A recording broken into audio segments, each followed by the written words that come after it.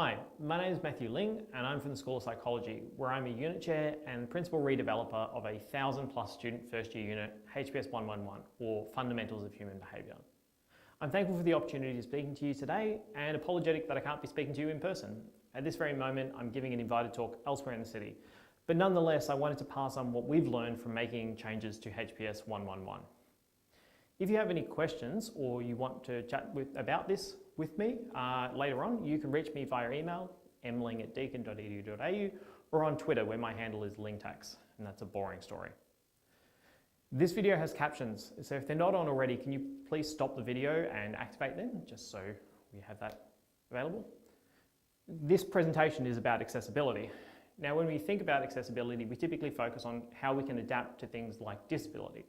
And rightly we should, but this is perhaps an unnecessarily narrow view of accessibility, one that's appropriately enshrined in our legal obligations, but ultimately accessibility should be about ensuring that the content that we're trying to convey to our students is not closed off to any of them. So it's worth saying that this program of redevelopment, which involved the abandonment of the textbook in HPS 111, was not principally about attempting to meet the traditional model of accessibility. Dropping the textbook wasn't motivated by accessibility at all. My first motivation was that I just really don't like textbooks. I was a terrible student in that I bought a lot of textbooks, but I rarely opened them. And if I didn't need them to pass, that kind of seemed wrong to me. Moreover, I've been teaching for a while now across second and third year in biology, statistics, and psychology. And what I've learned from reading the literal reasons of those textbooks, where they cross disciplines, is that they're often wrong.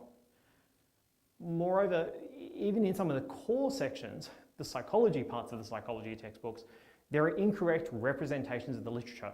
This is even before the replication crisis came for psychology and we needed to start taking black markers to every third or fourth page. Finally, what lesson does it tell our science students about making evidence claims when our models for teaching, i.e. pointing at the textbook and telling them to read, is inconsistent with our standards in assessment when we quite reasonably want them citing primary literature? But my distaste for textbooks made me appreciate something that my own lecturers, like Peter Beach, or mentors, like Ben Richardson, had also demonstrated sensitivity to in the past in the way that they taught, by giving away desk copies or finding alternate access methods for students. The price of textbooks is an accessibility issue. This is true for students who have other accessibility challenges and usually the specific financial challenges associated with that. But more broadly, we're pricing our students out of education. And for what? Slacker Matthew didn't need a textbook, and I was no genius. I just turned up to class and trusted that my lecturers would teach me what was on the exam. So that became a guiding principle of the unit. If there was knowledge in the unit that the students needed, we would teach it. If we need evidence, we'll give them the articles that show it and give them the tools to read those articles, but that's a separate talk. Students don't need to buy a textbook. They can access our content as part of their fees and the articles through the library. Great, is that good enough? No, I was radicalized now.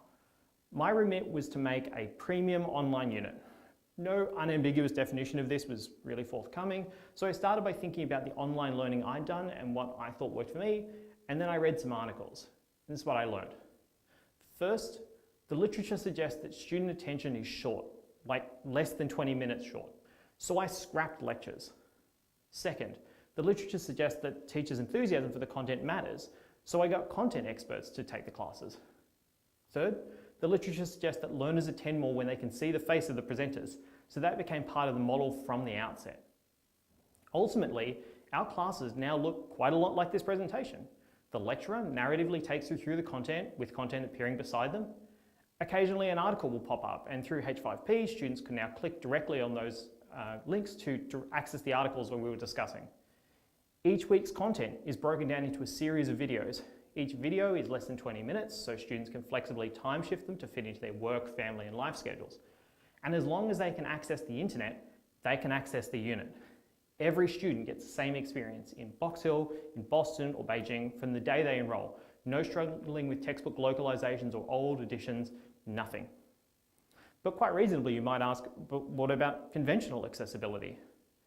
Well, this medium is auditory by default, and every video in this unit is captioned with the scripts they were based on. Furthermore, the transcript's available to students if they needed plain text versions, and they're right beside the videos themselves. So getting rid of the textbook, but doing it right, gave us the best opportunity possible to get accessibility right for the students with a disability.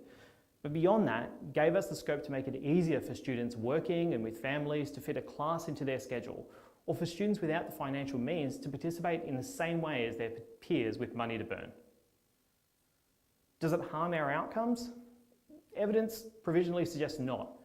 Student grades are the same on comparable assessments, and the students don't seem cheated at all. Sure, some of them would like a textbook, but in the absence of adverse outcomes, that seems like a function of expectancy violation. And consider the benefits. We now give time for students to read articles because they're not buried in a textbook, and so they write us mini literature reviews on the discussion boards, unprompted. Or that they tell us at the end of their first trimester at university that they've read 50 scholarly papers. With these side effects, I personally am okay with the risk.